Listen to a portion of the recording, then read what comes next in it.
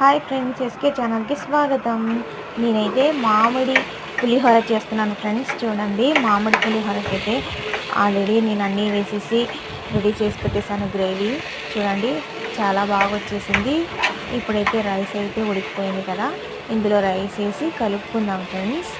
చూడండి, నేనైతే ఇలా చేశాను మామిడి తురుముతో పులిహోర. ఎవరైనా ట్రై చేయకపోతే ఇలా ట్రై చేయండి ఫ్రెండ్స్.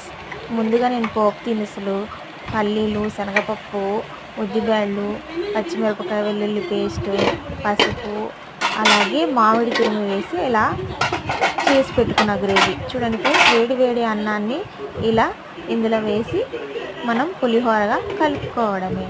చూడండి ఫ్రెండ్స్, వేడి వేడిగా ఉంది కదా, అలాగే కలుపుకోవాలి. కొద్దిగా చల్లారిన తర్వాత అప్పుడు చాలా బాగుంటుంది మామిడి పులిహోర. మీరు ఎవరైనా ట్రై చేయాలనుకుంటే ఈ విధంగా ట్రై చేయండి ఫ్రెండ్స్. చాలా బాగా అయితే కుదిరింది. మా పిల్లలైతే చాలా బాగుంది మమ్మీ, నాకు ఇంకెప్పుడైనా కూడా ఇలాగే చెయ్యి అని చెప్పేసి అడుగుతున్నారు. చూడండి ఫ్రెండ్స్, ఎంత కలర్ఫుల్గా ఉందో కదా. మీకు ఈ వీడియో నచ్చితే లైక్ చేయండి, షేర్ చేయండి, సబ్స్క్రైబ్ చేయడం అస్సలు మర్చిపోకండి ఫ్రెండ్స్. చూడండి, మామిడి తురుము, జీడిపప్పు వేసి ఇలా చేశాను. నచ్చిందా? లైక్ చేసి వెళ్ళండి ఫ్రెండ్స్. Okay friends, bye. మామిడి పులిహోర.